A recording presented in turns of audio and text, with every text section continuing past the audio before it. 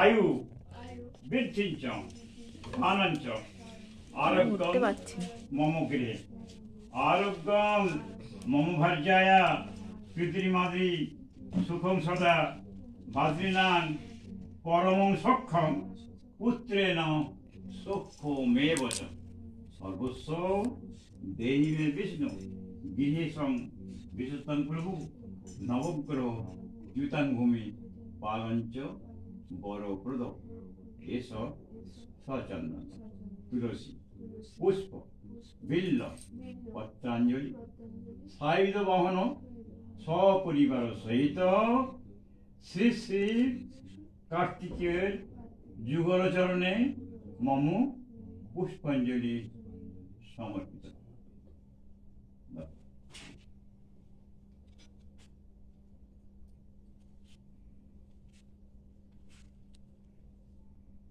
नमो एतदधिपते देवा विष्णु एते संप्रदाने भो ओम कं कार्तिकेय एते अधिपते देवा विष्णु एते संप्रदाने भो ओम मयूरेण एते একটু জল দাও তোমার গমের জল এতে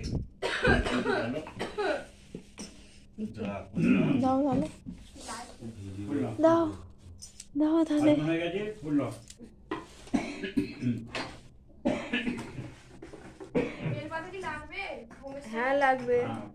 আলাদা রাখা আছে না মা? হ্যাঁ আছে। চুড়িতে চুবড়িতে না চিকচিকিটা আছে। বেল পাতা নাও না? চুবড়িটা আছে। পুজো তো হয়েই গেল আর একটা বার দুধিকরণ পূজা হবে। বলো নমো বিষ্ণু নমো বিষ্ণু নমো নমো সুখং দেহি শিবদেব ধনং দেহি দেহি পুত্র। একদিন ধর্মাত্ম বাসুদেব দেবশ্রী নারদকে বিনীতভাবে বললেন।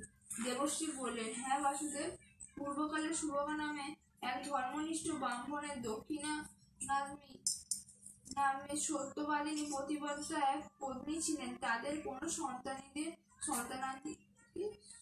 সন্তানাদি ছিল না।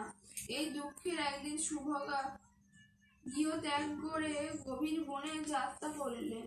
তার স্ত্রী দক্ষিণাও তাকে অনুসরণ করলো। ব্রাহ্মণ পত্নী সহ সেই বনে ঘুরতে ঘুরতে এক সরোবরের তীরে উপস্থিত হয়ে দেখল কয়েকজন নারী সেই স্থানে সমবেত হয়ে ধানের অঙ্কুর দ্বারা শোভিত স্থানে অষ্টদল পদ্ম রচনা করে তার মধ্যে কার্তিকের মূর্তি স্থাপন করে ব্রত করছে।